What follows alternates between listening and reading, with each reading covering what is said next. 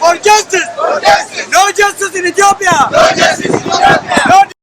Baadu obboleettii Yasaaliyaanii hiriyaatiyyallee ganna dheeraa beekanii biyya dhaqeetti waan isin gootee dhuftee ani isin himuu hin qabu argitanii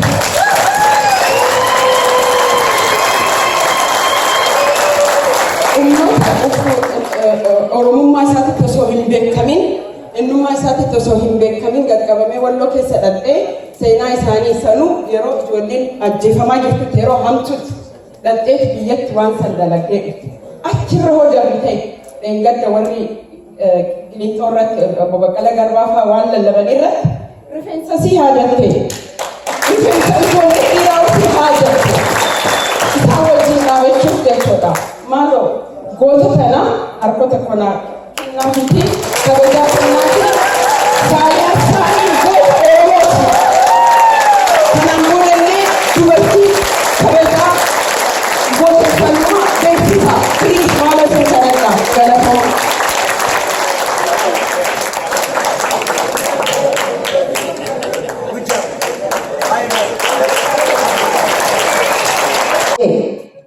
Kompiitara geemaa taphachuu fi waan akkasii irratti wal lolan ijoollee lama qaba.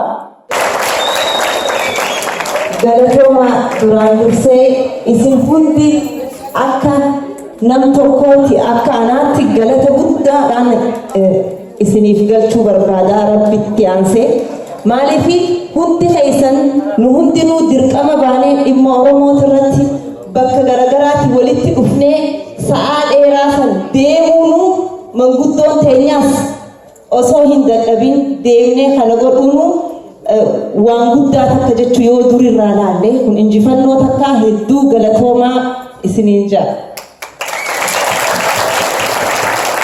Itti aansee dubartoota Oromoodha akkanatti hamilee akkanaatiin arguu dhaga'uudhaaf hedduudhaa gammadaa jechuu maaliif dur akkanaanti duris nuti fi callisee amma dubbachuu jalqabuun kun jalqaba waan bareeda maaliif ani duraaniin keessaa bahee akkuma agartanitti kophaadhaan ture marxoollee hidhadhee hin deemuu eegalee jechuudha fadhiidha.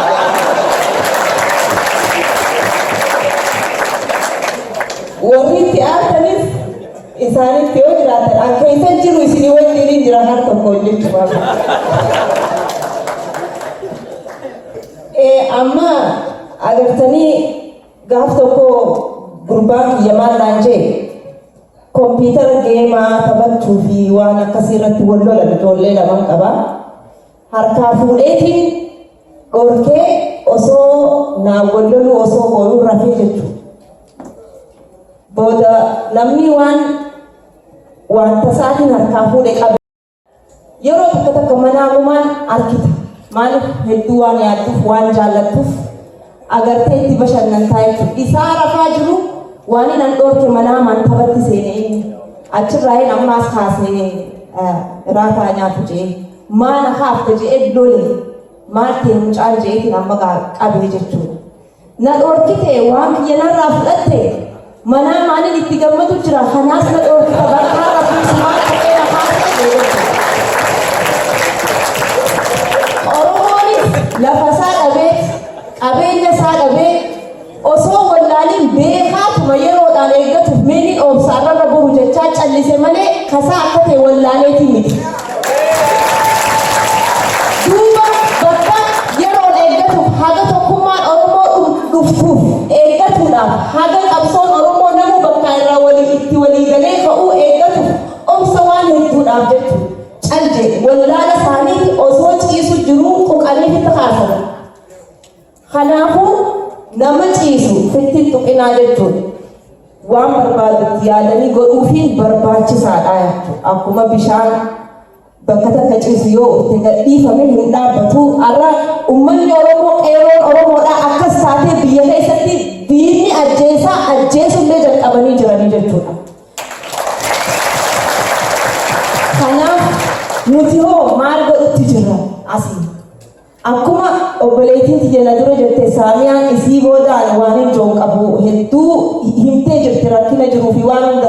Kanaafuu nutis qaamaan achi jiraachuullee baannu arkaa jirra. Onlaayiniitti arkaa jirra, intarneetii garaagaraatti kan hundi gahaadha arkaa jirra jechuudha. Garuu akshiniin nuti fudhachuu qabnu maali waan jiru irratti waltahee Oromoo ka'uudha qaba. Uummanni biyyaatis kana barbaada. Yoo obsa sodaa si'an jarri.